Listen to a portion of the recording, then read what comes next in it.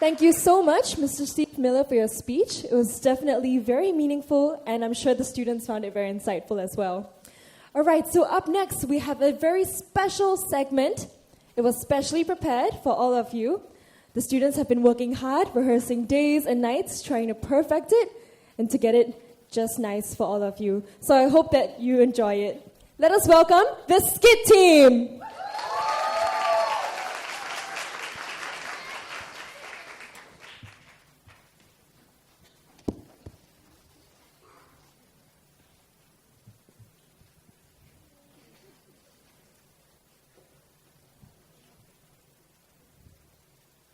Girl, hey, you eat boy, huh? Eat already, Akong. Oh, okay. Hey, girl, hey, you eat boy, want Akong cook for you, ma? I say don't eat already. 我明天有考试，不要吵我可不可以？ I need to study. Oh, okay. Base rule, hypothesis test. When do I reject the null hypothesis? Hey, girl, hey, you eat boy, huh? 阿公。你问我几次了 ？This is the third time 講咩？我喺讀車。So annoying. Girl, where you going? 哇，心痛，唉。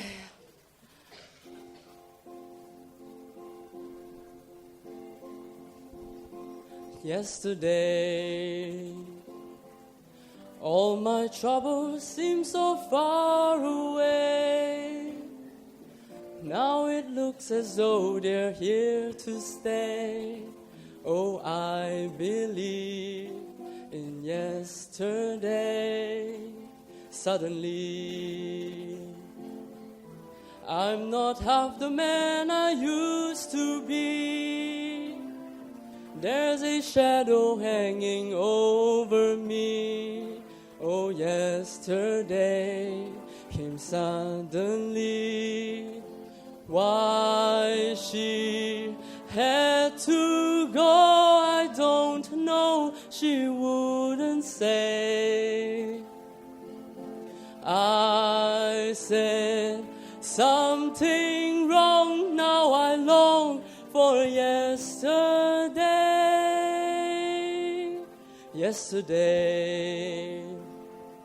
Life was such an easy game to play. Now it needs a place to hide away.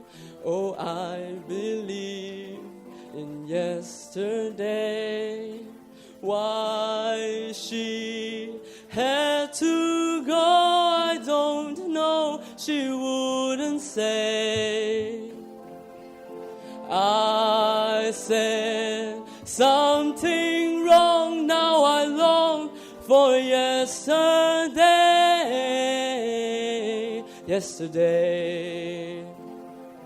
Life was such an easy game to play.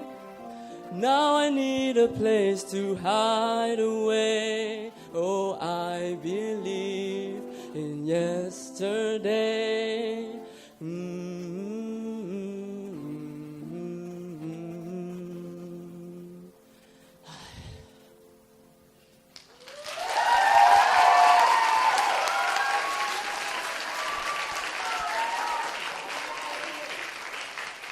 Girl, look at Tolo.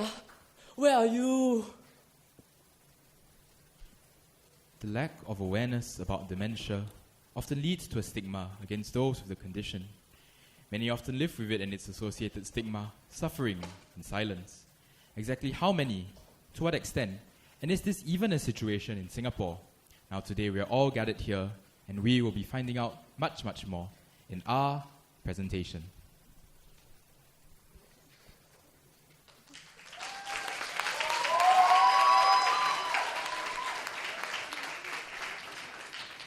I'm Nadia. I'm Sally. I'm Cussing. And I am Miles. Together we're the Lemon Women. And I'll start with good afternoon, everyone. 88, thank you so much for being here. Before we start, are you guys excited? Yeah! Can't hear anything. Yeah! talk about one thing. Do you guys have any clue what that is? Only Alzheimer's? And maybe, sir? That's right. We're here to talk about Alzheimer's and dementia. But first, let's talk about deaths. So in here, you will see the top leading causes of death in Singapore. First off, we have cardiovascular diseases, followed by cancers, and then we have lower respiratory infections. And in here, you will see a dead student. That's me, by the way, because when we were doing our stats project, I barely had any sleep, so I just had to crash. It wasn't even at my house. But now, we all can laugh about it. It's a laughing matter. But this, dementia being the fourth leading cause of death in Singapore, isn't. I am worried. And you should be too. Why? In here you see a regression model, which is lines and numbers, but what does it mean? Do you guys maybe have any clue? No? Okay, let me tell you. So it means two things. First, that there is a strong positive correlation between the number of deaths caused by dementia and the years that go by. And as the years go by, so will the number of lives taken by dementia. It will fly high, just like my friend Reedy over here did. Hi, Reedy. Now let me introduce you to our respondents. 5,679. Can you guys repeat after me? 5,679. That is the number of respondents we got in 5 weeks. Isn't that amazing? So we went from hawker centers in Little India to airports. And we did it all for you because we want to help make Singapore dementia-friendly. Now in here you see a chart that represents the gender of our respondents. You see 45.13% in pink. Can you, ma'am? Oh, no. 45.13% are males. And we made it pink because gender neutral, we don't conform to the standard. We are SMU students. Now, meet my friend. This means that majority are females. And you see the word reject the null hypothesis, right? So what this means is that majority being females are not due to pure luck. And this is significant because maybe majority of the population in Singapore are really females, but it's also important because worldwide it is found that most of those who have dementia are actually females, right? Am I correct? 88 people, am I correct? Yes. Meet my friend, Mala. She's 23 years old, and she's my groupmate in stats. Hi, Mala. So I'm telling you this because the leading age group for our respondents are those 20 to 30 years old. Followed by my friend, his name is Ken. I met him in the National Library while I was doing my survey, and he's among those 50 to 60-year-olds. Now in here, I will never forget Karen. Karen belongs to the 40 to 50-year-olds, but Karen has a mother who doesn't have dementia. She lives with her because she's afraid that if she leaves her mother alone, something might happen. And she doesn't want anything to happen to her mother. And this speaks volumes. Now in here you see a chart that shows the highest education level attained of our respondents. Leading is the Polytechnic graduates. Poly graduates, raise your hands up. And I'm telling you this because we want to know whether there is a relationship between the education level attained and someone's perception and awareness of dementia. Would you guys want to know whether there's a relationship between these two variables? Well, tune in to find out more. So now we know there are 4 predominant races here in Singapore. There's the Chinese, the Malays, the Indians, the Eurasian, and others, just like myself. And we're going to play a game. So in here you see a confidence interval. I will say a number. Those people in those lines, by the way, are us, like group members, just in case you didn't know. I will say a number, and you guys tell me if it falls between the two numbers. Okay? So Chinese, 75%. does it fall between those two numbers? Yes or no? Exactly. So that means the Chinese are accurately represented, just like my friend Cousin. And now, we have the Malays. Malays, 13%. Does it fall between 8.49 and 10? I wonder why. Maybe I should ask my friend Nadia. Nadia, why? Mas, ni orang Melayu, kita nak tanya kan semua malu tau. Then dia will be like, no, tanah, sorry, don't. I perfectly understood that. Did you guys understand? No, maybe you can explain. Oh, I'm so sorry. The inner Mina just flew out. I'm so sorry. I forgot where I was. Right. So what I said was that I don't know. I guess Malays are probably creatures of like shy people. Yeah. So, but I feel like within the short period of time that we had, the amount that we raised, the amount that we had was still pretty awesome, right, guys? Indeed. And now we have the Indians, 9%. Does it fall between those two numbers? No, because the Indians are more than adequately represented. And so are the Eurasians, 3%. Now, before I hand over the stage to my lovely friend Sally, let me tell you about the connection of these respondents to Alzheimer's and dementia. It is glaringly obvious. 74% have no connection to Alzheimer's or dementia. Most are members of the public, and that includes me. While the littlest proportions are those who have dementia. So few are heard. I stand here before all of you with all my privilege. And yet, I also have my rough moments here and there. Sometimes makes us want to give up in things. And if I already feel that way with everything that I have, what more those people with dementia? What more those who worry about their loved ones? Who will tell them, ma'am, it's not your fault. I'm here with you. Who will remember for them? The answer? We are. Now, Sally, take over. Thank you, Miles, for the really exciting presentation. Don't you all agree she was so fun? Well, moving on. Now we're going to discuss about the current knowledge of the people who we have surveyed. Don't we want to find out whether people really know about dementia? Now we're going to find out. So first up, we see, is the significant majority of people we have surveyed, have they really heard of dementia? So from our results and our findings, we find that 92% of people, of respondents, have heard of dementia. And that, in our findings, we also see that the true proportion of people who have heard of dementia lies between these 2 points of 90.9 and 92.34. So that means, yes, a significant majority of our respondents have heard of dementia. So having heard of dementia is one thing. Do they really know about what dementia really is? Well, let's find out, Kasing.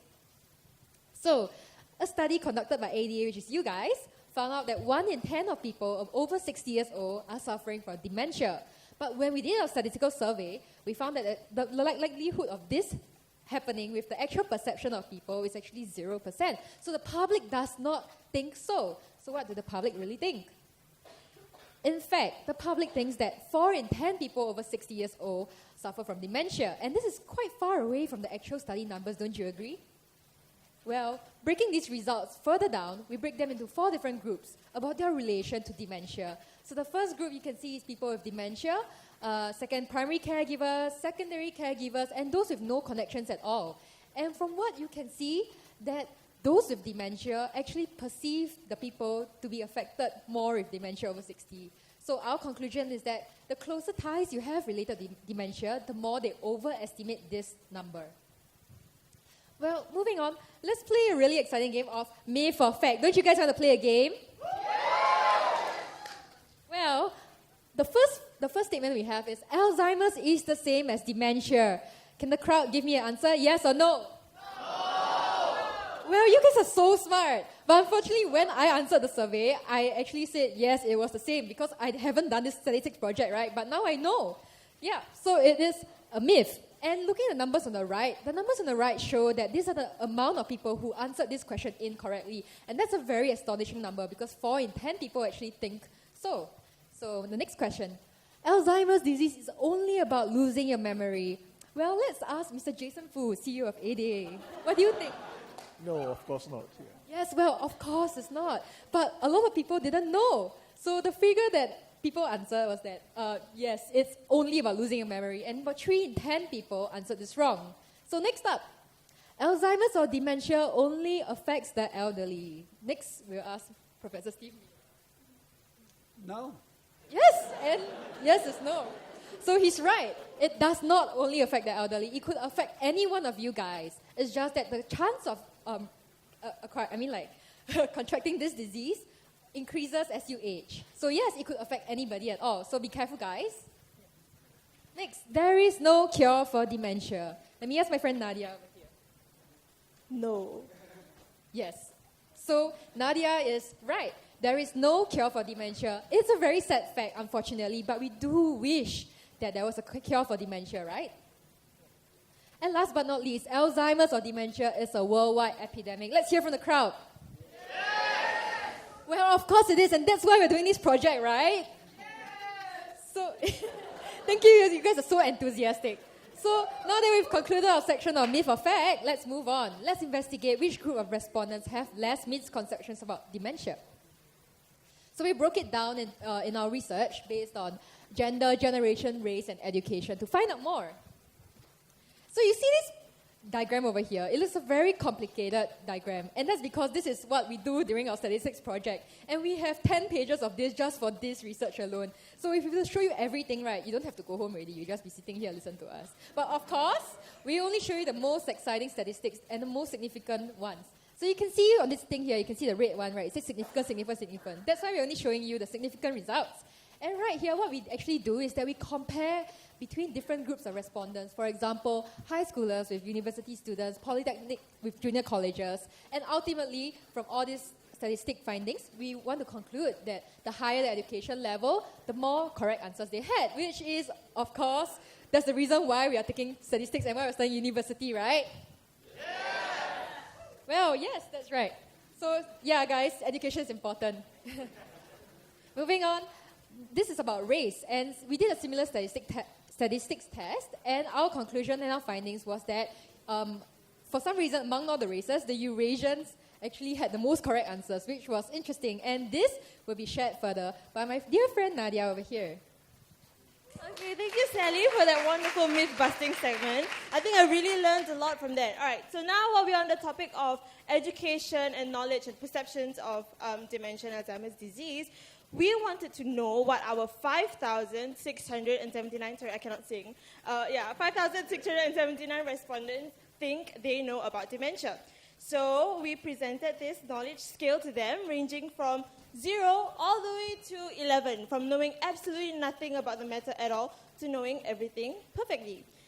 Myself, personally, I actually ranked myself number 2, which is pretty low, but it's okay, I'll talk about myself later. So we wanted to know what the public thinks. Do you guys want to know? Yeah. All right, let's jump into it. Okay, so when it came to analyzing the data, we segmented through ages first. So we have the baby boomers, just like this old lady here. She's those baby boomers above 70. We actually met her at Queenstown. She's one of our respondents, a very sweet lady. Yes, and then we also have our Gen X, who are between the ages of 40 to 70 years old, and the millennials, like myself, below 40 years old. Oh, and Miss Ching also, right? Below 40. Okay, so... Okay, and what we found, right, was actually really interesting. The Gen X and the baby boomers, they didn't score themselves very differently from each other at all. But the millennials, like most of us here, we ranked ourselves pretty low compared to them. For myself personally, like I said, I ranked number 2, which is very low. It's probably because of the fact that, we are young, we're healthy, we think it will never happen to us one day. But what we don't realize is that ultimately, our goal here is to make Singapore a dementia-friendly nation. So how are we supposed to reach our goal if we stay in the position that we're currently at? So, yes. All right, now after we actually looked at the ages, we wanted to know how well the different races fare. Very interesting topic. All right, so for the 3 different races, Malay, Chinese, and Indians, the main races here in Singapore, we didn't rank ourselves very differently from each other, but we ranked ourselves pretty low compared to the Eurasians. Now, for myself, when I asked my mom, Ma, Ayah, sit down. I need you to answer this super long survey for me for stats. And what I realized after the whole long procedure was that they didn't know much about dementia either. In fact, I think they know even less than me. Now, the numbers don't lie, so most of you here, you probably didn't talk about it with your parents either, right? Right? Yeah, I have proof. Yeah, so, again, if we set ourselves a goal of making Singapore a dementia-friendly nation, we are the ones who have to do something. It starts with us. So I challenge you guys today, go home, talk to your parents, talk to whoever that you see, and talk to them about dementia, educate them a little bit more, since you already know a little bit more, I hope, from this entire process. Yes? All right. So after race, we actually wanted to know how the different education level of respondents fared. And guess what? The postgraduate degree holders ranked themselves the highest, which is not very surprising, right? But what I did find interesting was that the primary school students and the secondary school students ranked themselves much higher than the bachelor degree students, vocational students, polytechnic students, and junior college students. These secondary school and primary school students, is it like they think that, I know everything, the young ones, I know everything, I'm just going to rank myself the high. Do you guys think it's like that? No, I heard a no. That's very good. I love that attitude. I prefer to look at it in a positive manner. Right? I like to look at the glass half full. So I believe that, perhaps the younger ones, they do know a lot more about dementia than us, and that's a good thing. There's light, there's a future that we can hope and that we can anticipate. So, yes. All right, and then after that, if we put aside our disappointment at the low numbers that we gave ourselves, we want to know why. We want to improve ourselves. So we asked our respondents, what is the reason for this low knowledge, this low perception in Alzheimer's and dementia? And most of them answered that it was because of no family history or no outreach of education. Like myself, I ranked myself no family history either, but this is not a valid reason. Do you guys agree? It doesn't stop. Yes, it doesn't matter whether we know any dementia patients or whatever it is. When we go out into the public, when we go out and work in the future, we will meet these different people every single day. And if we want to make, again, Singapore a dementia-friendly nation, it starts with us. So we have to do something. However, I am very happy when I saw that the numbers for not relevant or not interested is pretty low. What that means is that people are not closed off. They want to know, they care. It's just that they don't have these available resources, and they don't have all these available knowledge that they necessarily might want. Yeah. So, and then we wanted to test them one last time. So we asked them this very famous question: what is the cause of dementia? Now, the most common answer is age. Now, isn't it unsurprising? Very common, right? Yes, but this is a common misconception. It is not the cause of dementia, like we all know today. It is one of the major risk factors. But what is even worse than this misconception here is that there is a large portion of people, actually, who said that they don't know. To us, we can make a guess. Something along, it's probably because of age. But that group over there, they know so little that they can't even give themselves an answer as to what is the cause of dementia. So this is something that, we should work towards. Yes. All right. Now I'll be happy to present my group members, my stats mates from the Monday A team.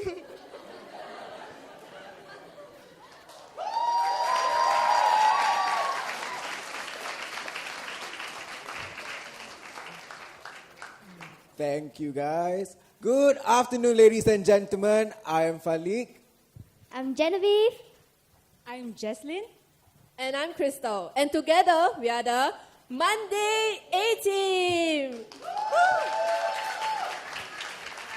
Hi, good afternoon, everybody. Hi, friends. Hi, ADA. We're wearing the same color. Bright orange. Yes, we are so bright up here, right? And Do you know that we're wearing orange? That's why you wear orange to support us. Right? Thank you. Well, enough about all this. Okay, so let's start our A+ presentation. So Miss Ching has told a story of her experience with a family member who has dementia. How about you guys? Do you have a story to tell? Yes? Yes, well, I do as well. So have you asked your family members how they felt about themselves since they have dementia? Or like if you have anyone that you know is a caretaker, have you ever asked how they felt? How do they think others view them? Don't worry if you haven't. I'll share my grandfather's story with you. This is my Kong Kong. He has dementia, and I visit him every week on Sunday to have dinner with him. I go with my family. But every time I have dinner with him, he tells me that he feels quite lonely because when he goes to the coffee shop with his friends doesn't really include him in the conversations, or maybe because sometimes he forget what they were talking about, and he gets a bit lonely and sad. And it isn't easy for my EE, who is my aunt, who stays with him and takes care of him, because he's really short-tempered, and there's sometimes where he just flares up at her, and she got so stressed out. And recently there was once where she almost got depression because of that. So my family, when we go to his house on Sunday, we actually help to take care of my Kong Kong, and during that period, my aunt will go out to have a walk and take time off from taking care of my Kong Kong. So this is my grandfather's story. Do you want to find out what the respondents feel? Do you? Yes. You don't sound enthusiastic enough. Come on, louder. Do you want to know? Yes? Let's find out. So we did a survey for 3 profiles. Those with dementia, primary caregivers, and secondary caregivers. We posed 9 questions of how they think others view them, and 11 statements of how they feel they view themselves. So we had so many data. Do you still remember how many respondents we had? 5,679. Yes, very good. 5,679. The amount of data that was in the Excel sheet was so great that every time I load my computer for the Excel sheet, my computer will always lag without fail. And it was so difficult to run some tests and things like that. So, well, patience is key. So this is the test we ran, chi-square test. Thanks to Ms. Ching, we could use this test and derive valuable conclusions from the immense data we have. And we had to run this test for every statement. So this chi-square test is for the statement above. I feel that I have been treated with less respect. So what we found out is that those with dementia actually do feel more negative about themselves, and they think that others view them negatively more than their caretakers. And do you remember what I said? We had to run this test for every statement, and we had 20 statements. So how many times must we run this test? 20. That's too small. Louder, louder. How many times do we have to run this test? Too many times, I agree. I'm sure many of you spent sleepless nights on this project, didn't you? So this is the conclusion that we have found out. We have found out that those with dementia feel more negative about themselves and as compared to their caregivers. And as you can see, the percentage who said yes to these statements, right, actually 50% and above, as compared to the caretakers who are actually about 20%. And do you wonder about whether caretakers were different? Primary caretakers like my EE and secondary caretakers like me? Is there a difference? After all, it's just taking care of dementia, right? Those with dementia, right? But we found out that they were different. Those who are primary caretakers do feel a little bit more negative and feel that other views them more negatively than the secondary caregivers. So you can see in the percentage, at least 20% feel so as compared to 13% from secondary caregivers. So if you know anybody who's a primary caretaker, do give them a little bit more support, right? A little bit more doesn't hurt. So when I knew this conclusion, I was actually surprised, and it made me think that I should actually visit my Kong Kong more often, help my aunt a bit more, give my EE some more time to go shopping. Maybe she'll enjoy it and she'll come back less stressed. And those of you out there who has family members with dementia, do go and ask them how they feel and give them a bit more support. All right? So now, let's invite my very handsome teammate to come up and continue the presentation. Well, thank you, Crystal, for calling me handsome. My camera says otherwise. Okay. All right. Now, we are going to talk about how aware our respondents are of ADA. Our respondents were given 10 different channels that support dementia. And from there, they were allowed to rank based on how well they know of ADA. How well they know of the dementia support groups, from 1 being the most heard of to 13 being the most unheard of. Now, where do you guys stand, ADA? Do you guys have an idea? Just shout the number. No idea? Okay. Overall, ADA stands at 4th place, and the 1st place goes to IMH, Institute of Mental Health. You guys know IMH? Do you guys know? Yeah, I also want to go there, actually. Okay, so IMH has gotten nearly 43% of our respondents, while ADA has only gotten 9%. Now, we will be talking about how well our individual profile segments know of ADA. We have 4 different profile segments. 1 being the people with dementia, 2nd being primary caregivers, 3rd, secondary caregivers, and also general public like myself. Are you guys interested to find out more? Yes. You guys sound very hungry, like no energy. Are you guys interested? Yes. Good, we shall proceed. For people with dementia, congratulations ADA, you guys are 2nd place with nearly 41%. All right? Good job. Keep up the good work. Now, we're going to go to the secondary caregivers. And congratulations, you guys are also 2nd place.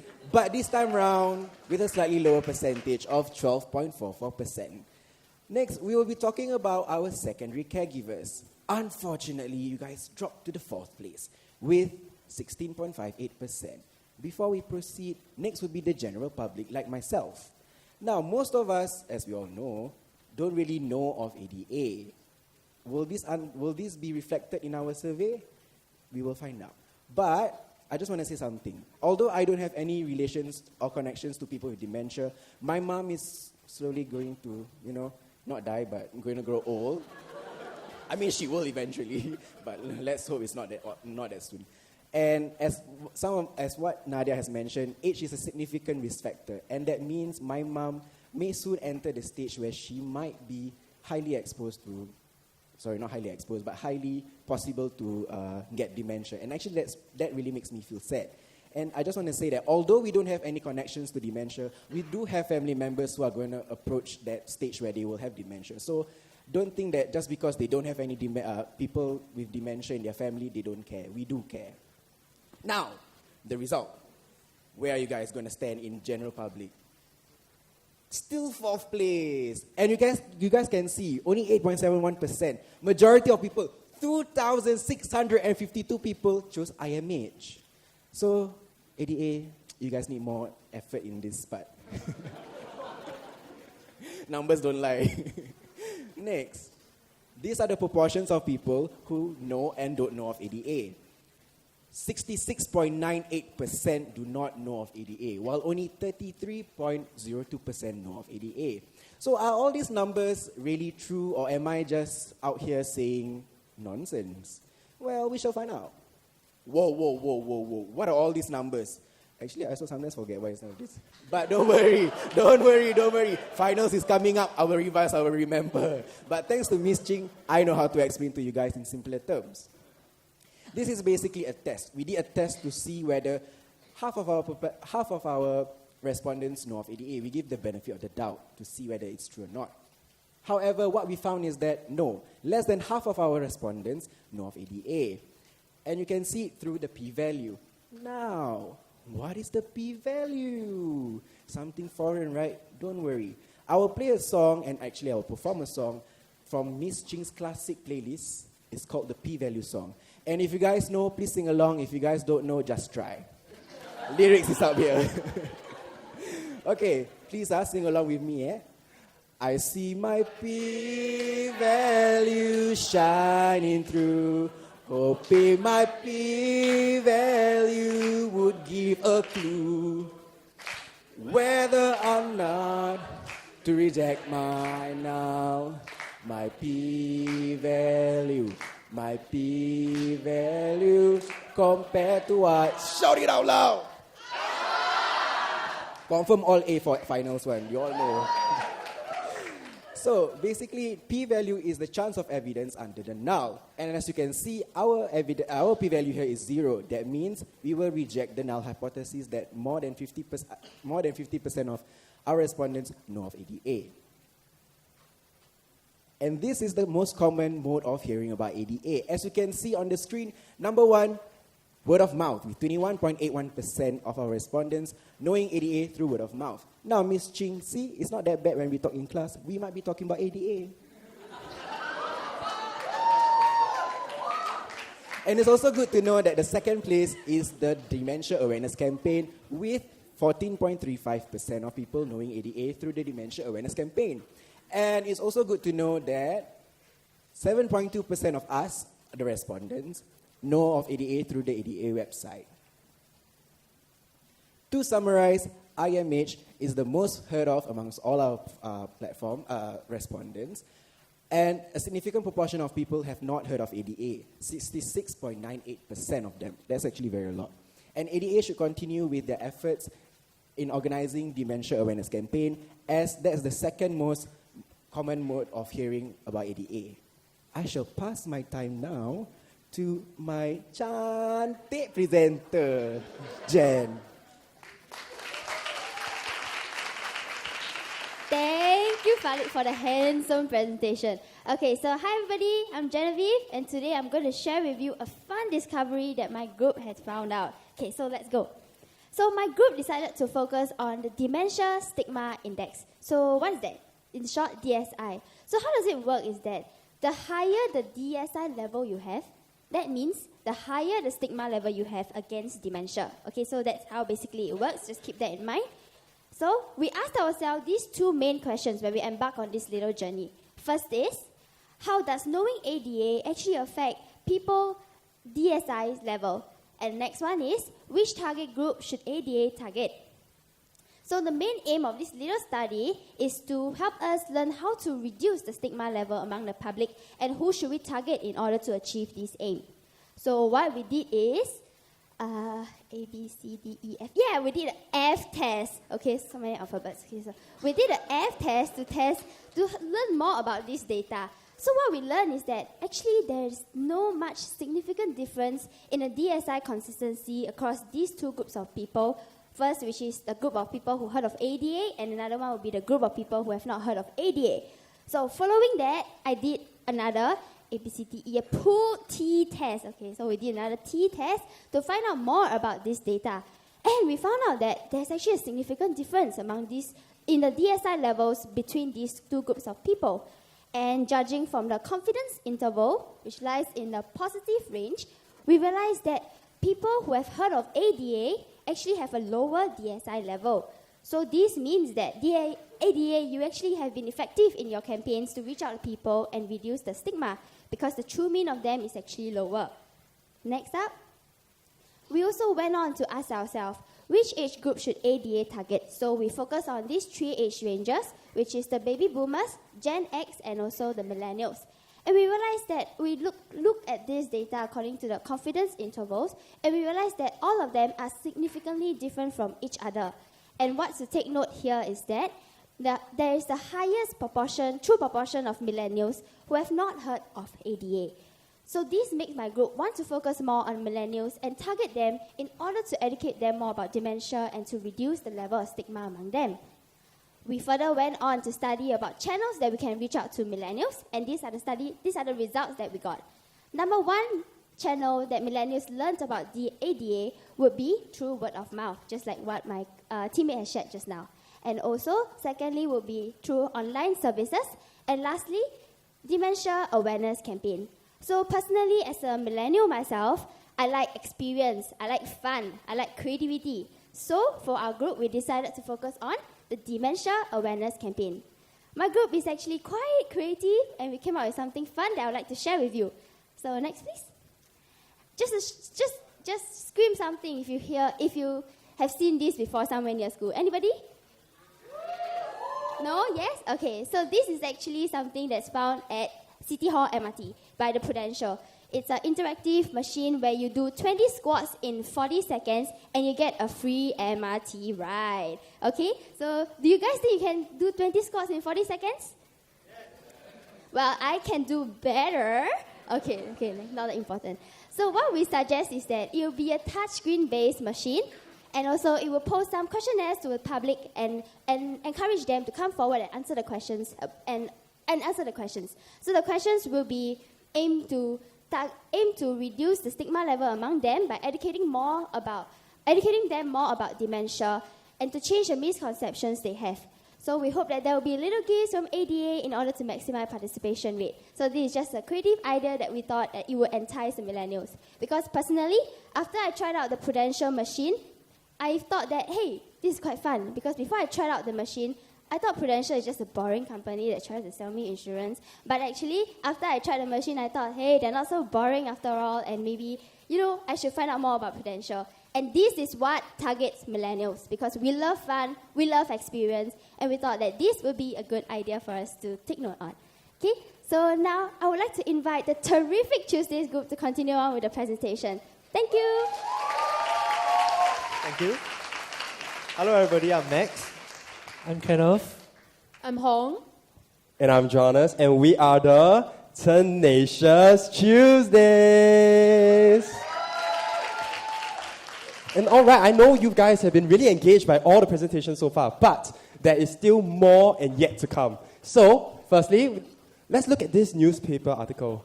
Many clueless about dementia. And I know what you guys are thinking. Wasn't this in 2009? Wasn't that 10 years ago when I was like maybe this height? Is this still relevant? Well, that's exactly what this statistics project is entirely about. It is to find out in the current day, right now, what is the level of awareness, what are the people's perception of dementia and Alzheimer's disease in Singapore right now in 2019. So, just a little recap. We have four different profile types. Okay, we have the persons with dementia, primary caregivers and secondary caregivers, as well as the general public with absolutely no affiliation to anyone with dementia. And personally, I belong right here. I belong in the general public. Because before I entered this project, before I came to do Stats X in Miss Ching's class, I knew, like many other people as you've heard earlier, I knew and heard of Alzheimer's disease. I've heard of dementia. But if you ask me, what is dementia all about? What is Alzheimer's disease all about? Can you tell me more? Well, the answer from me was, no, I couldn't. And that is something that we've seen very, very obviously in our survey studies. We found out that people's perception of dementia may not be as good as what we think it is. And so, we talk about perceptions of the four profile types of certain things, four things in particular. First one, incompetency. Am I incompetent because of dementia? Will I be affected? Will my work be affected because I have dementia or I'm taking care of someone with dementia? Avoidance. Do people avoid me because of dementia? Do people shun away from me knowing that I have dementia or I'm taking care of someone with dementia? Thirdly, we have embarrassment. Am I embarrassed because of dementia? Because of dementia, do I have those embarrassing moments where people mock me or laugh at me? And lastly, we have awkwardness. Am I awkward? Will I go into my little corner, reserved, awkward? Will I be like that because of dementia? Well, let's find out what the four different profile types have to say and what their perceptions are. So, are the perceptions the same? Well, that's exactly what I'm here to tell you. So, firstly, yes, of course, more statistics because it's StatX. Okay, so first we use the chi-square test as much as we have used previously as well in the previous groups. And then, what do we have here? The p-value once again. And I'm sure you guys have all heard the wonderful singing by our handsome presenter of the p-value song, right? Come on, guys, can you give it out one more round for him? But the thing is, look at this p-value. It is extremely small. What does this mean? It means that we need to reject the null hypothesis, and we conclude that there is a dependent relationship between the variables. Then we have to go one more step. because this isn't enough. We then need to use the Maresciullo procedure to find out the significant pairwise differences between the perceptions of the profile types. So let's get on with it and continue with incompetency.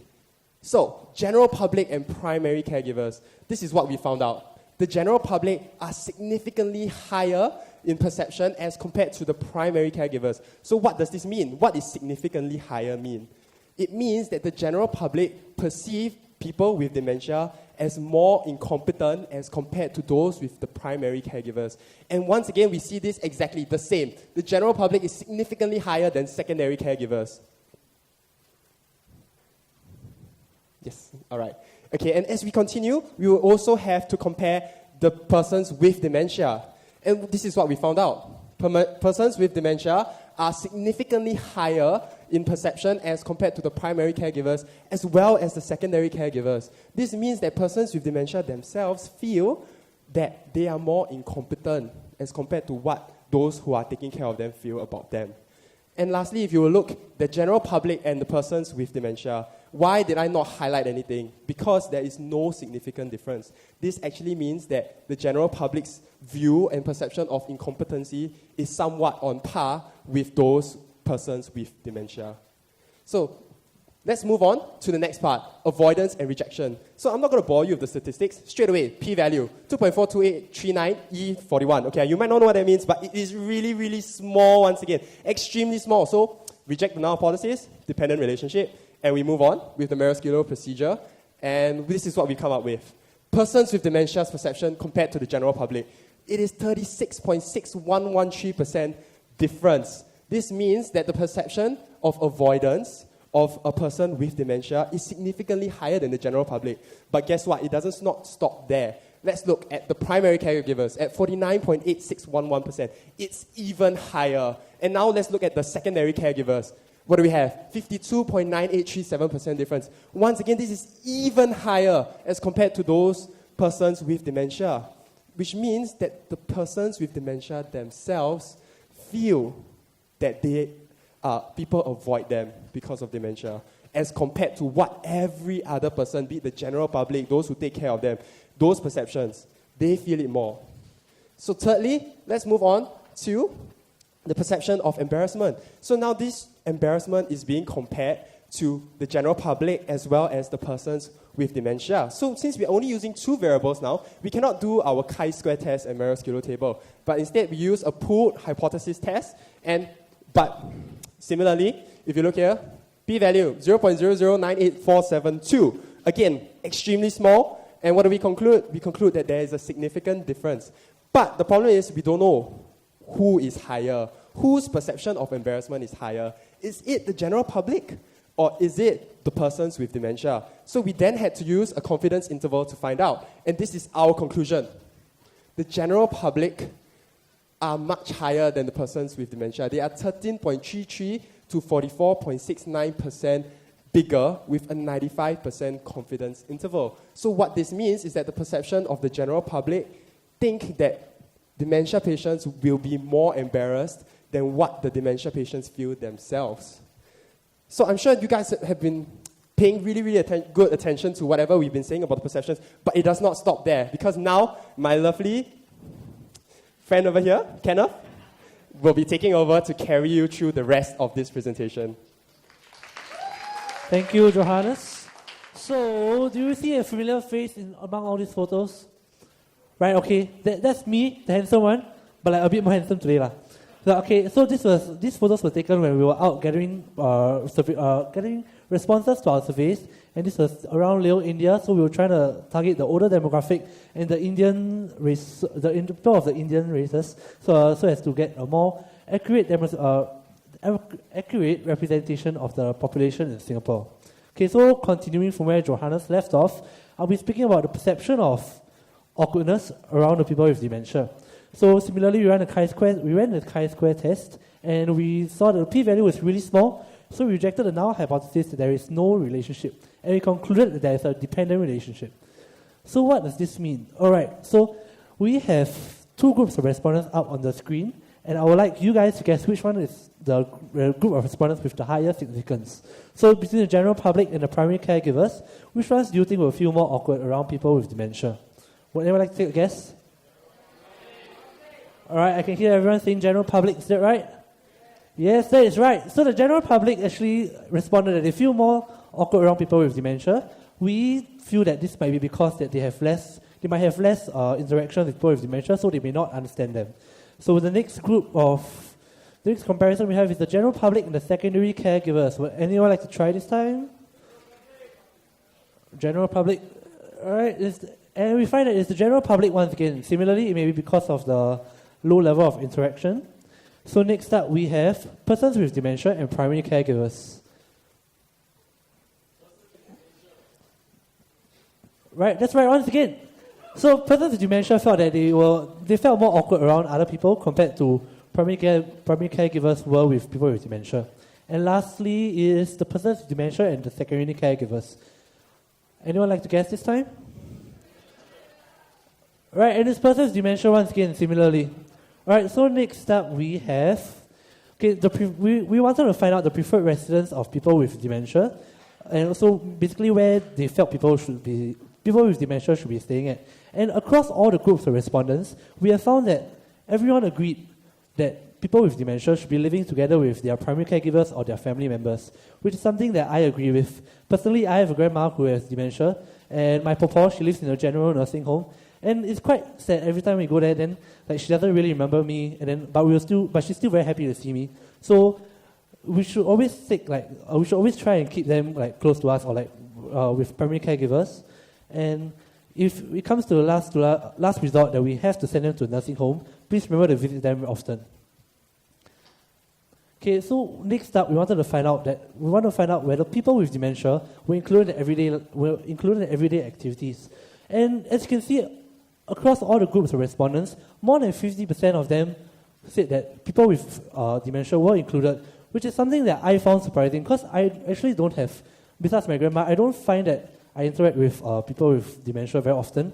And I don't, besides our social activities, I don't really see them around. So we delved deeper and we found out that many of the respondents felt that there was a low level of inclusion with people with dementia. So this means that the people with dementia may be included in everyday activities, but there was a low level. So would anyone like to make a guess? What is a low level of inclusion? Maybe Mr. Jason Fu, would you like to try?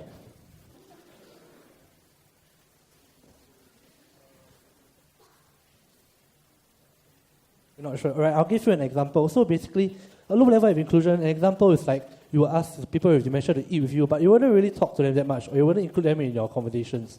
Or you will ask them to take a walk with you, but you walk by yourself. So yes, they are included, but it's a very low level. I feel that we should be including people with dementia, and we should treat them as normal people because they are people and they still need social interactions. So now, next up, my group mate Hong, she will be sharing with you more about the Dementia Stigma Index. Everyone give it up for Hong. Thank you, Kenneth. Well, before I begin, let us all look at the man in the picture. Doesn't he seem to be going all, which brings me to my point today, Dementia Stigma Index. As mentioned by Genevieve from Monday A team, DSI, in short, is just an index to measure the level of stigma people have towards persons with dementia. From 1 to 100, the higher the number you get, it means that the higher level of stigma you have. In contrary, the lower number will represent a lower level of stigma. Okay, now, who here thinks that this is clip art? Oh, okay. That's quite a number of hands, but thank you for your flattery. These are actually not clip art, but it is art drew by me. So, we'll flex lah, but okay. And as Miss Ching has always said, art is also a form of statistics. So therefore, I believe that I'm the perfect person to walk you through this presentation. Okay. Okay, so we want to find out whether, the DSI between genders, is there a difference? So we ran a test and we found out that yes, there is a difference. But I want to ask you, which of the genders do you think has a higher DSI than the other? Come on, just make a guess. Okay, so it would seem like the general consensus is males, right? Let's find out, shall we? And you are right, it's the males. Okay. After finding out that there's a difference, we constructed a confidence interval to find out where this difference lies. And it turns out that it is positive, which means that on average, males actually have a higher DSI by 1.34 to 4.29 than females. And that is it for the gender. Moving on to the age group, let us just give you a little refresher on how we categorize our age groups. For the millennials, they are for individuals aged under 40, which I believe myself and 80 to 90% of the audience here are in. Whereas for Gen X, it's for individuals aged around 40 to 70, which I believe, Mr. Fu, you belong to. No, but don't get me wrong. It's because you look wise, and CEOs are usually a bit older, right? Yeah. Okay, for our last category, baby boomers. We all know that Miss Ching is 150 years old. So Miss Ching, you are the perfect candidate for this category. But of course, don't take it to heart, Miss Ching. We all know that you're as young as a millennial to us because of your vibrant energy in class. Am I right? That's right. Okay, now, let's get this going. The more important question now is there a significant relationship between DSI and the age groups? And we ran a couple of tests, which might look quite complicated, but that is okay. This is why I'm here to explain it to you. Moving on to the scatter plot, we can see that there's a slight upward trend. And what this means is that the older the respondent is, the higher the level of stigma they have towards people with dementia. We attributed this to the factor of education because we believe that, the older respondents might not have the same amount of education as we do, and therefore they might have more misconceptions, and this leads to a higher level of stigma. But of course, that is not enough. We want to find out what is significant, which age group is significant. And we have found out that if we look at a different DSI range, it is actually the millennials and Gen X who has a different DSI range. But that is still not enough. We want to find out who is responsible for this difference. And we can see over here that it is actually the millennials who have a higher difference. Next slide. Yeah. So the millennials actually have a higher average DSI than Gen X with an average DSI of 59.02, which actually, 52.86, which actually crosses the midway point of 50, and compared to Gen X, which has only an average DSI of 49.02. And this holds true for me as a millennial, because the earliest contact I had of dementia was quite far back ago, and it was not until I embarked on this TEDx project that I truly understand more about dementia. So as I was mentioning about my earlier contact with dementia, right? 你们有没有看过那部梁志强的电影《钱不够用》? Oh, okay. Well, for those who don't know what I'm talking about, here's a little snippet of the movie. Ada, tengah ya. Ahui, di tengah dia. Cepat be. Cepat dah.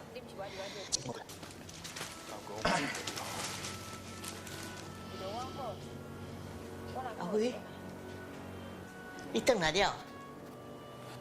Cepat be. Ada, orang cakap kau tengah dia cepat dia loh.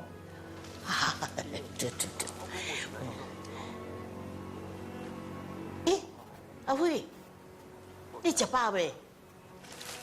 Ada, orang cakap kau dia loh. Orang cepat dia, oh. Oh ya begitu. Ahui ya, di tengah dia cepat be ya. Ada. 我唔想讲佢咯，我食饱了，我食饱了，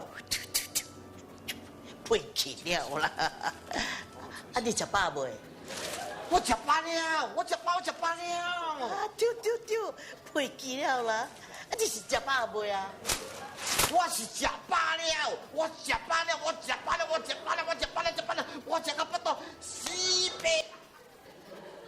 Okay, I hope everybody had a good laugh. But that is exactly what I meant about my earlier understanding of dementia. I thought that, only old people get dementia. Oh, so what if they get dementia? They just forget a bit lah. Then they ask a bit more questions. It's okay, right? But it turns out that it is not. And so that is why maybe the age group, results were as such.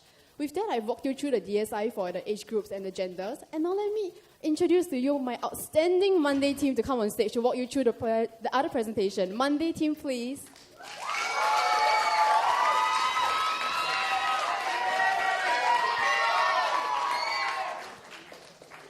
Thank you very much. Good afternoon, everybody. I'm Joshua. 我是 Daryl. 我的名叫 Joven. What should I say? Selamat petang tuan-tuan dan puan-puan. Nama saya Sean. Apa khabar? And we are the Mariscolo Monday.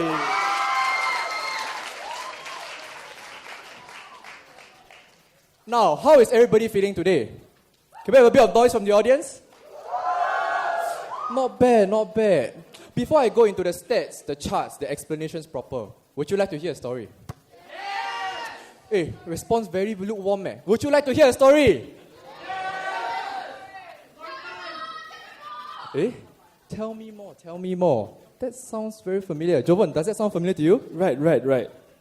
Dum, doo-dum, doo-dum, doo-doo-dum, pum pum, pum pum, pum pum, pum pum, pum pum. Tell me more, was it love at first sight? Tell me more, did she put up a fight? Up, up, soup up, up, soup up, up, soup up, up, soup up, up, soup up, up, soup up, up, yeah! Alright, so I'll tell you more. Here's a family photo of mine, meet my family. If I were to tell you that my mother is Indian, would you believe me? You would. I believe most people will not actually believe me. And the fact is that a lot of people said, Sean, your family very rojak. And it's true because I live in a multiracial family, and here is why. My mom, IC-wise, she's Indian, she's Malayali. But the fact is that my dad is Hokkien, my grandmother is Orang Iban from Sarawak, and my grandfather was from Malacca, and his ancestors were all from Kerala, India. So if you were to say that my family is multiracial, I would have to agree with you. This therefore brings me to the Dementia Stigma Index by race. Are there any different significances? Throughout this whole stats course, we've been doing charts after charts. We've been doing test after test, Mariscallo test, Tukey-Kramer test. But what do all these mean? Before I went into SMU and this TechX course, all these were alien to me. Well, you could say it was something like maybe what my ancestors spoke, which is Malayalam, which I don't understand. But after going into this TechX course, this all started to make sense for me. And I'd like it to make sense to you as well, with this 95% confidence interval table. So we see lots of races over there. We see figures, we see arrows. So what do they all mean? I'd like to bring to you two takeaways from this. First and foremost, the Malays and the Indians do not overlap in terms of their dementia stigma indexes. A second thing I'd like to highlight is that the Eurasians, although having the smallest variance, has the largest interval. Now, talking about race, talking about Eurasians, Indians, Malays, this brings me to one of my experiences at New Horizon Home in Tampines with my team. So we have actually interviewed both caregivers as well as persons with dementia over there, and one of the experiences was the fact that I had to speak to them in Malay to be able to connect with them better. For example, I was speaking to this peranakan lady, so I asked her, "Selamat pagi, makcik, how are you? Kau umur berapa? How old are you? Anak berapa? How many kids do you have?" And when I'm done with that, I have to go to another uncle, I have to speak to him in Hokkien. "Uncle, lo hobo, le japa boy, lo kui kia, le kini kui he, how old are you?" So this code switching, although being very challenging, allowed me to connect better with the audiences. And with that being said, now I would like to go to the Dementia Stigma Index by religion. I believe many people have already asked Mr. Fu. I'd like to ask Ms. Ching instead. Ms. Ching, would you like to share with the audience what is the golden rule among religions? I believe it is do to others as you would like them do unto you. That is absolutely right. Please give Ms. Ching a round of applause. Indeed, the golden rule among religions is do unto others what you want others to do unto you. Keep that in mind because we'll be explaining a little bit more about that later on. So with this, we have an average DSI table chart by religion, and we can see a few figures. The Sikhs and others have got a higher DSI range as compared to the rest. But let's take this one step further. Okay, I've done a box and whisker plot test for you, and I've done it in many colors just because I love colors. But the thing is, one major takeaway is that the differences, the means, are not significantly different. And our team was wondering, what could be the fact for this? And then the golden rule came up among my teammates, that it could be due to the fact that all religions teach the fact, do unto others what you want others to do unto you. Religions teach empathy, compassion, kindness, love. And this could be the reason why the deviation among religions are not different. I've come to the end of my part. Allow me to invite my charismatic friend, Daryl, up to the floor. Daryl, please. Thank you very much, Sean. Distinguished guests, fellow classmates, budding statisticians, ladies and gentlemen, my name is Daryl. I'm very pleased to stand here today and bring you to the next part of our presentation. We talked about so many different factors. We just covered race, we just talked about religion. Let's talk about education. Now, is there a relationship between at your level of education and whether or not you have a stigma towards someone with dementia? We ran our statistical analysis, all the data, we plotted it out. This is a line regression, and it shows that there is a moderate and negative correlation between these two factors. Now, what does that mean in context? This means that the higher your level of education, the less likely you will have a stigma towards someone with dementia. And this is meaningful information. So it shows how we can go about approaching solving this problem. The more someone knows about something, the more they understand it. And when you understand something, it's then that you can get rid of these stigmas and alleviate this problem all entirely. So perhaps moving forward then, when we are going about trying to alleviate this problem, informing people, awareness campaigns, that's the first step that we always have to do. If I may refer then to the words of a man, a very wise man indeed, Nelson Mandela. Now he says, a good head and a good heart is the most formidable combination. Now I'm sure all of us over here, all of us definitely have good heads. SMU students, all of us have good heads. Am I right? But then, a good head alone, now that's not enough. A good heart is what's important. So projects like this, making sure that what we learn, being put into context, understanding that we operate in this larger society and there are real problems out there for us to go out and solve, that is important. A good head and a good heart. And if I may go even one step further, people honestly do not really care how much you know, but at the end of the day, they want to know how much you care.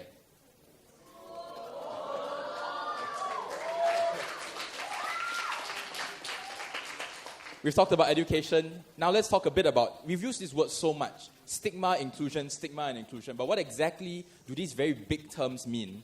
And in fact, just a little bit of personal sharing at this point in time. I found statistics is a very interesting course in SMU. It's really one of these rare occasions that you get people from every single faculty, every single school coming together. Actually, in fact, to prove my point right now, our friends perhaps, school from the social sciences, can we make some noise please? Friends from the School of Social Sciences. School of Accountancy maybe? Next up, School of Information Systems. Give it up. Okay, I'm expecting the loudest one from this one. Lee Kong Chen School of Business, please. School of Law, anybody? Okay, I'm from the School of Law. Yeah. Last but not least, our friends from the School of Economics. Anyone? Give it up. School of Economics, Miss Rosie Ching. But my point being is this. You bring about a group of people, all different backgrounds, you put them in the same group. But naturally, these problems will arise. It's almost near impossible. Everyone has a different background, different time schedules. It's so hard to come up with a common time slot. These are my beautiful, good-looking group mates, all right at the back over there. And the thing is this. They will send me messages when I'm unable to make it for some meetings. Or I come for the meetings partially. So then, they will purposely send me messages, they send me photos, and oh my goodness, sometimes when I'm not able to join them, the fear, ladies and gentlemen, the fear of missing out is very real. Now, imagine for me, I'm sure all of us have faced this at least once in our lives. It's a very unpleasant experience. But ladies and gentlemen, imagine facing this then on a daily basis. Now that, ladies and gentlemen, that is stigma and its associated impact on inclusion. It definitely doesn't feel nice if you don't feel included in someone's life. So is there exactly a relationship between these two? If you have a stigma, will you have a likelihood not to include someone in your daily lives? This is backed up by indeed our data. It shows that there is a negative correlation between the two. If you have a stigma towards dementia, it's less likely you'd like to include that person in your daily lives. And is this a problem? Most definitely, yes it is. It's a very serious problem. It's one that we need to think about. It's a very difficult problem, most importantly. It doesn't come with easy solutions, but at least for the good 100 of us that are here, we can think about this, and we need to think about, I pose one question to you. What kind of Singapore society would we like to live in future? We will grow old one day. Our parents are growing older as we sit here today. And so then, it's really an honest question about what kind of society and how do we want people to treat us, treat our loved ones in future. And if I may perhaps go a step further, imagine everybody, picture this scenario. So now, I work at a bank. One day, a daughter brings in her elderly mother. Elderly mother looks evidently very dazed. And the daughter tells you, the bank teller, she says, transfer all of her money and her assets into my bank account. So then you sit there as a bank manager, then you think, oh, what am I supposed to do with this situation? And true enough, ladies and gentlemen, this indeed was a case that went up all the way in court. So if we talk about building a dementia-friendly society in Singapore, so things like this, being more aware of these situations, now that can really just go about and solve this problem. If I may then, our last step. We've talked about so many different factors: age, religion, level of education. Which exactly then is the most significant factor in determining whether a person has inclusion? We ran our studies and the data shows age. Age is the most significant factor. So perhaps moving forward then, when we are thinking about how we can go about solving this problem, perhaps an age-targeted approach will be very efficient and the most efficient means of solving these problems. But it begs the question then, how do we know that age is the most significant factor? From the data, we looked at the p-value. Now remember earlier we had a song and the first verse? Now, ladies and gentlemen, there is in fact a second verse to this song. Jovert. I see my p-value shining through, hoping my p-value will give a clue. Against the norm, in the balance, my p-value significant. And by the way, that is how we learn our p-values in Statistics X. And with that, ladies and gentlemen, thank you very much. It's been a pleasure being here. I call upon my equally charismatic friend Joshua to bring us through the last part of our presentation. Thank you very much.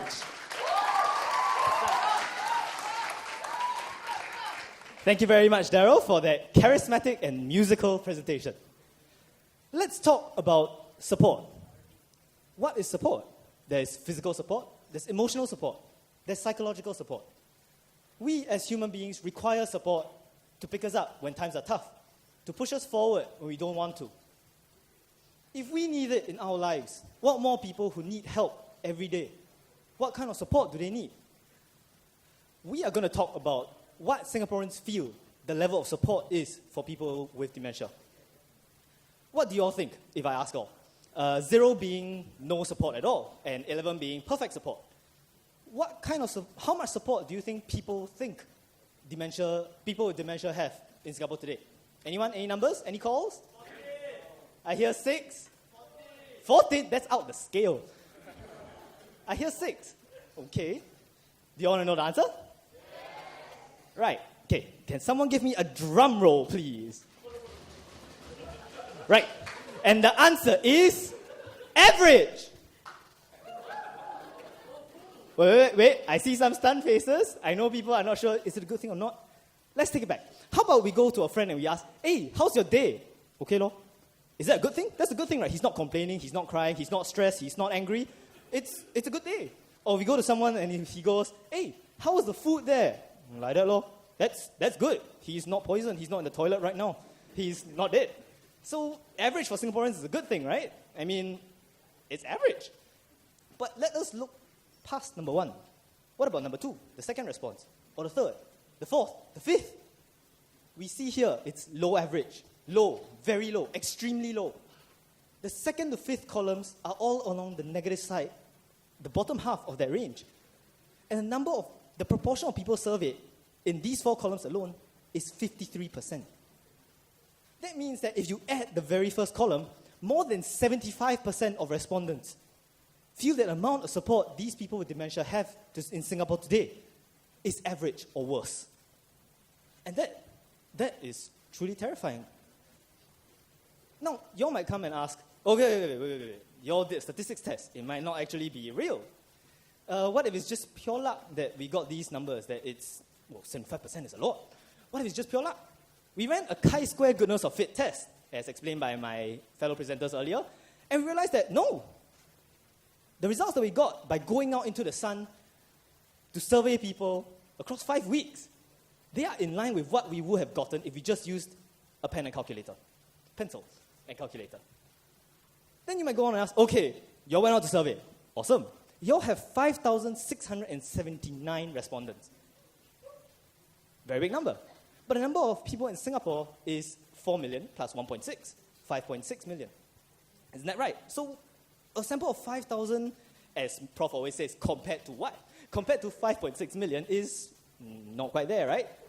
So could it be that the true perception is not average? To answer that question, we ran another test. And you'll see the magic word at the bottom, which is reject. What does this mean? It means that there's still hope. It might not actually be average. It could be 7, it could be higher, but it also could be less. to find out, we ran a confidence interval. And as mentioned by my friends from the earlier presentation, the important thing in a confidence interval is the upper and lower limits. And this worries me, because the upper and lower limit of this confidence interval are both false, which means that the true perception, what people truly feel in the population, is actually a low average, not average. And then you might ask, okay, maybe, I know. Most of the people you survey aren't even related to dementia. They are not primary caregivers, they're not secondary caregivers. Most importantly, they aren't the people with dementia themselves. They are unrelated to these three. Your results are skewed. So we ran yet another test. We went through the statistics, we fired out our computers, ran the math, and we found out that the means are not different. What does that mean? It means that across all 4 profiles, every single one of them feel that the amount of support these people have, people with dementia have, is a low average. And what does that all mean? What does this presentation all mean? What have we, slaved for months to do? It means that ADA, we thank you very much for all the measures that you've rolled out all these years in promoting awareness, in building a dementia-friendly society, in building a dementia-inclusive society. But there's a lot more that can and has to be done, especially for millennials like us. Many of us, we weren't aware of the ADA. We weren't aware of what measures for dementia were out there. We weren't even fully aware or sure of what dementia really meant, what it entails. And that means that we really have to raise awareness. We are the next generation of people who are going to be caring for an increasing number of people with dementia in Singapore. And that makes me afraid.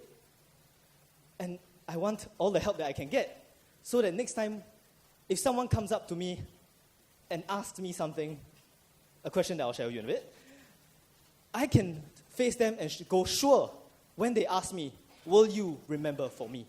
Thank you very much.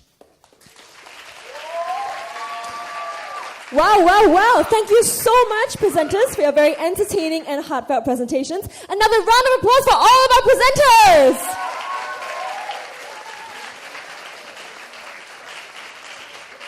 And to the ADA, I hope you found this data that we've collected useful. So, seeing all of my friends up on stage sharing about their own personal connection to dementia, it reminds me that I too have a personal connection to dementia. My grandfather was actually diagnosed with dementia about 3 years ago, and ever since then, it's been very hard on my family because all of us were so busy with our own personal lives, we could only afford to hire 2 maids and my grandmother to take care of him. So, would you like to hear a story? Yes! No, not good enough. You don't seem interested. Do you want to hear a story? Yes! Okay, that's more like it. So one fine morning, my grandfather went downstairs as he usually would. He would go to meet his fellow kakis. They would read the newspapers, they would play mahjong. But this morning was no ordinary morning because he did not come home.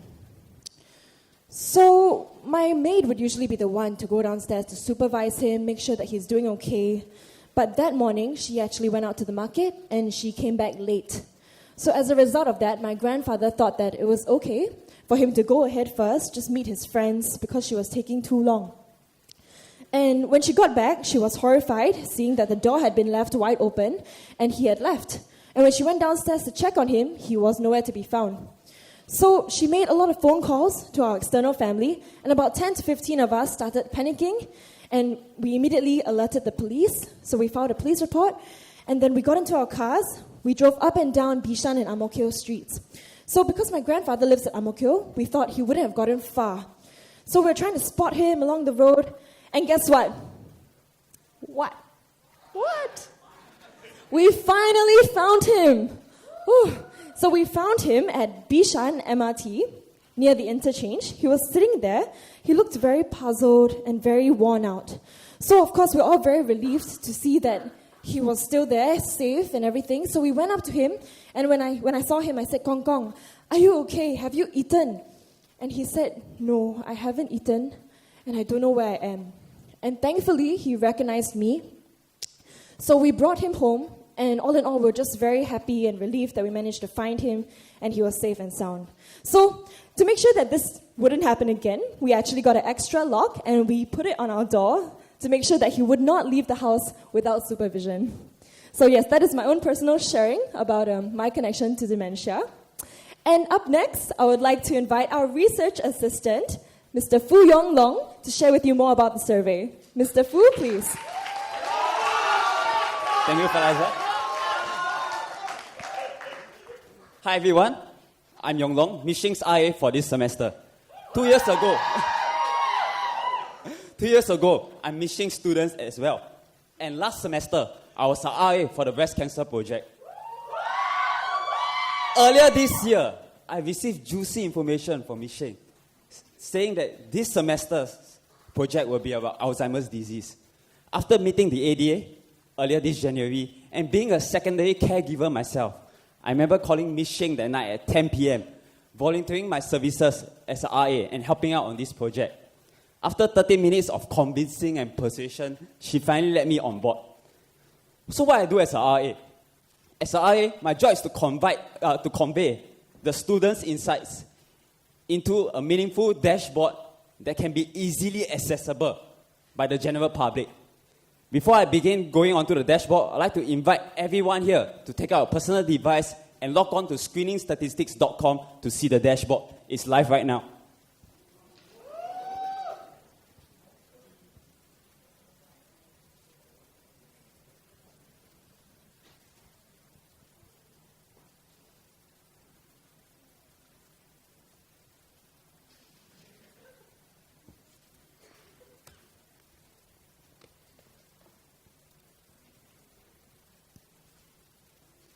Okay, once you're on screeningstatistics.com, you will see this landing page right here. You can click on Alzheimer's disease and related dementias to see the dashboard.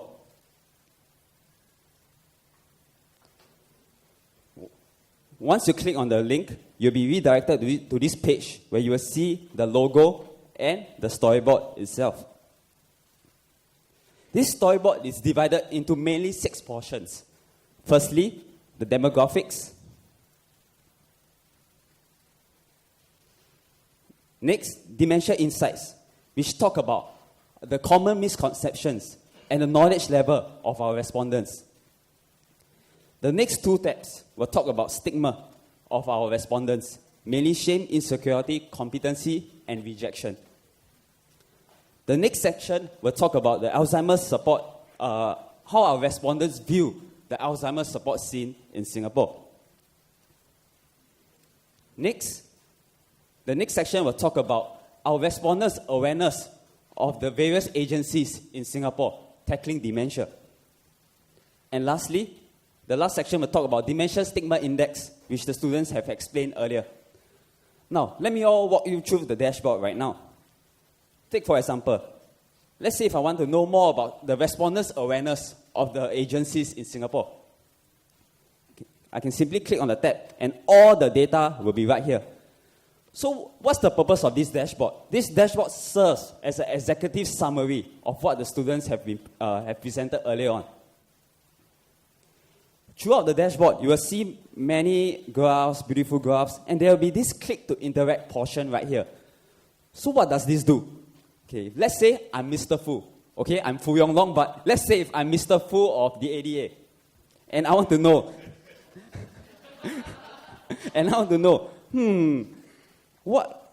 how can I effectively reach out to the youths right here? Okay, I know everybody is a youth, but exactly age 21 to 30 youths right here. Simply click on the age 21 to 30 graph right here. And the results will be filtered accordingly from top to bottom. And it will only reflect the responses from age 21 to 30. If I want to remove the filter, simply click on any white spots beside the bar graph right here. Okay, so right now, let's say if I'm the ADA and I want to know how known are we to only the primary caregivers? There's a primary caregiver option right here. If I click on the primary caregiver, you will see the numbers jump. Currently, our respondents, 33% of them have heard of ADA. And for the primary caregivers, about 43% have heard of the ADA right here. You all can, on your own, explore and interact around the dashboards and with the other tabs as well.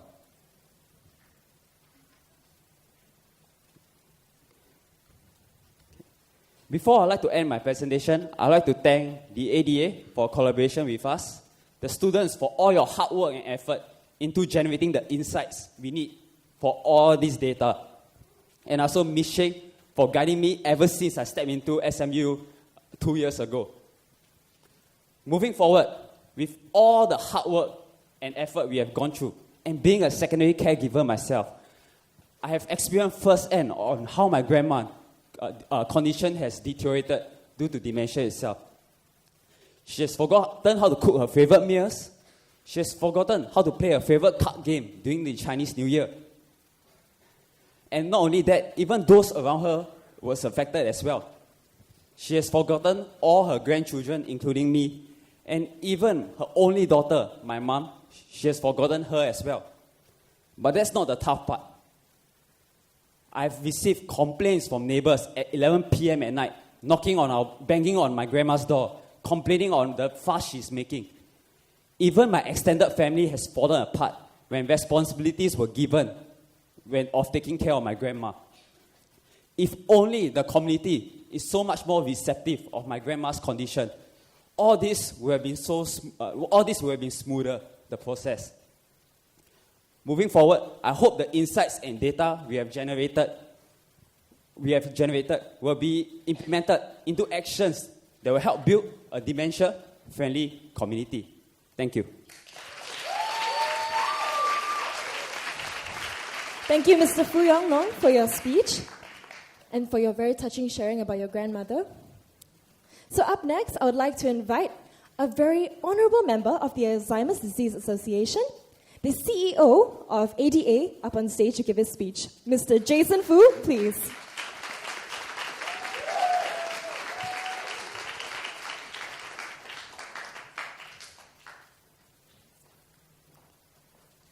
Hi, good afternoon, everyone.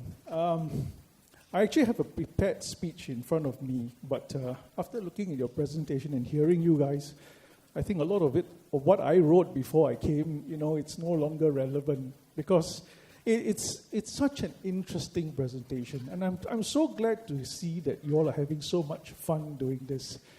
I never had such fun in my university days, and I guess probably because there was no SMU at that time. So congrats that you have SMU. But what I've learned this afternoon is that there's so many new messages that have come out of this, and I'm very grateful to all of you and Ms. Ching for all the hard work that you have put in. 5,679 surveys done, covering the whole of Singapore, all the months of hard work that you all have done to put this together. I want to assure you that ADA will not allow this to go wasted, all your hard work. We will definitely put together, we are actually coincidentally thinking of putting together an awareness stigma campaign for this year. And so your results are very, very useful, and you will definitely help us in a lot of ways. But what is also surprising to me is some are surprising, some are not. Surprising things like how people at your age group are interested to know about dementia and about Alzheimer's. Let me share with you, we struggle very hard actually at ADA to try to create that kind of interest and awareness among people of your age group. The perception that we get is people in the university at your age group think, this is a disease that affects the elderly. It will not affect me until I'm 65 or I'm 60, so why worry about it now?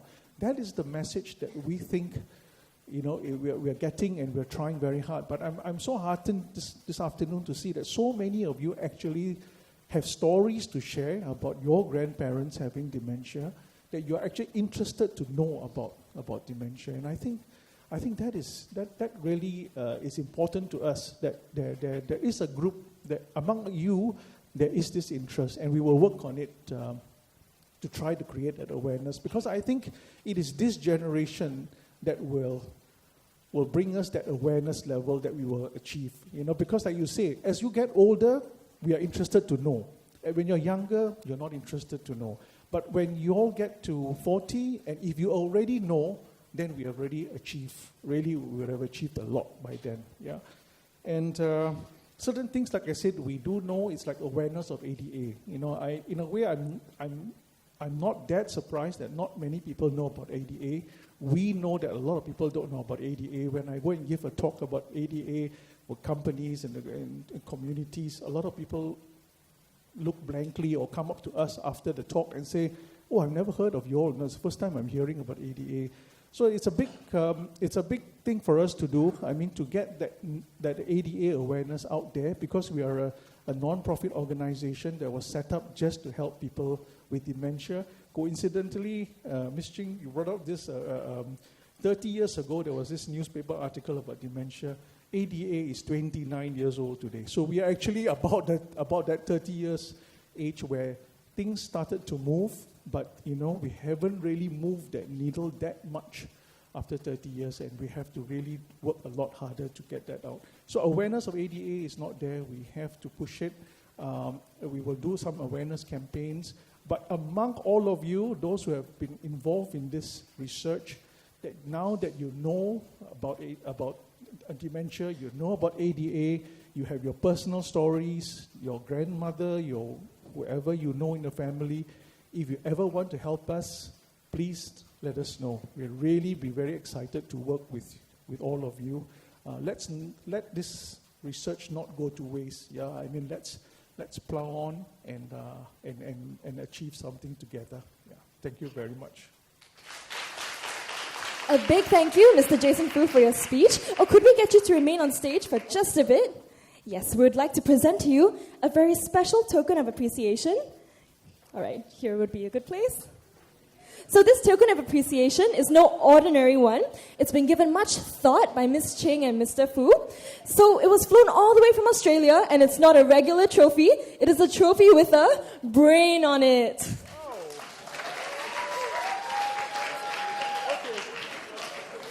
All right, let's take a picture on the count of 3. Okay, I'll get that for you.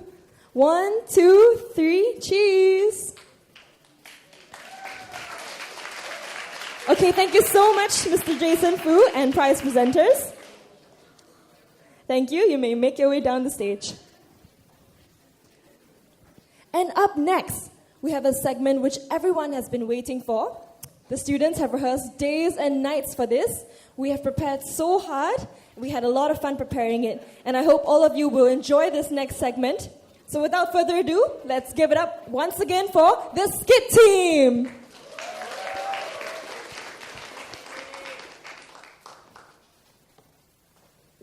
Akong, I'm home. I'm home from SMU. I've just attended a stats presentation and I've got to know more about the situation now. Akong, where are you? Akong?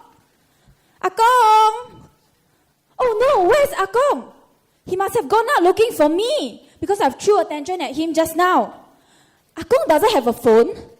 Akong doesn't have money either. What do I do? I must go out and look for him now.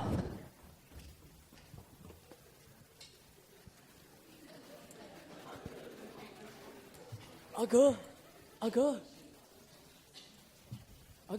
where are you? Aga, why you run away? Aga, where am I? Where am I? I want to go home. Aga, I'm tired already. Aga. Akong! Aga. Why are you here? Where you I've go? been looking for you for so long. Next time, can you don't anyhow run? Why you run away just now? I'm so sorry. I shouldn't have threw a tantrum at you. Now I got to know more about our situation. Shall we go home and be together forever now?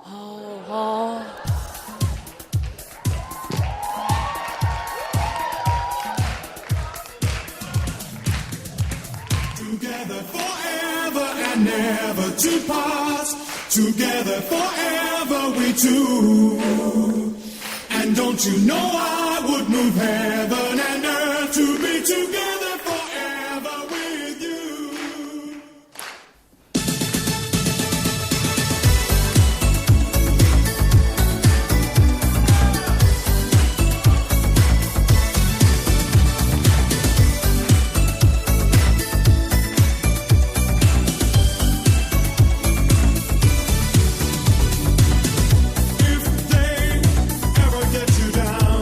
There's always something I can do, because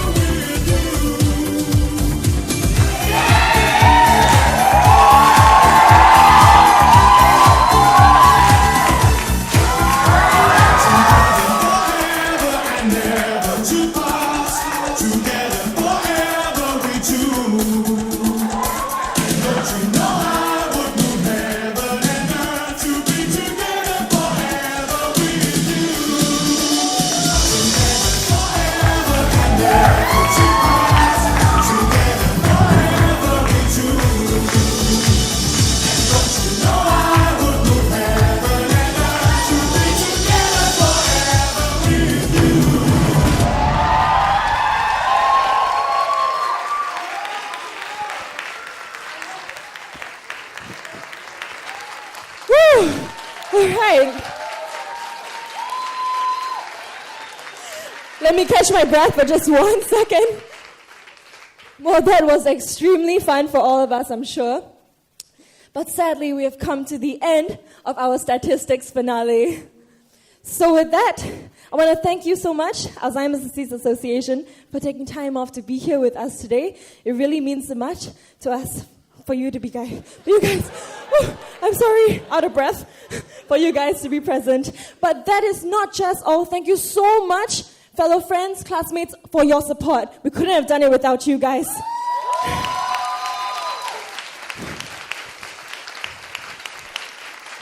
Now, we have something very special prepared, waiting outside for all of you. So who is hungry?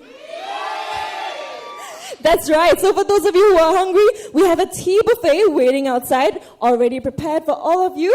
But before we go out to enjoy the tea buffet, can I please invite the CEO of ADA, Mr. Jason Fu, up on stage to take a group picture, as well as any other member of the CEO who would like to take a group shot. Now would be the time. Thank you.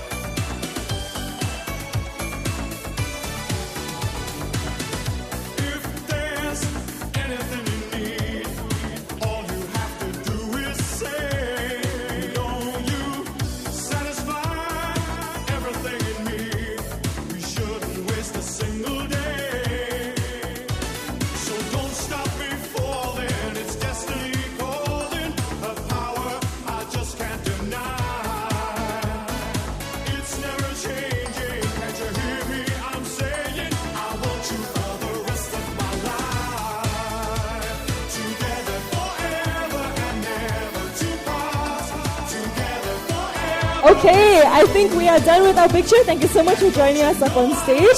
So once again, everyone, there's a tea reception waiting outside for you.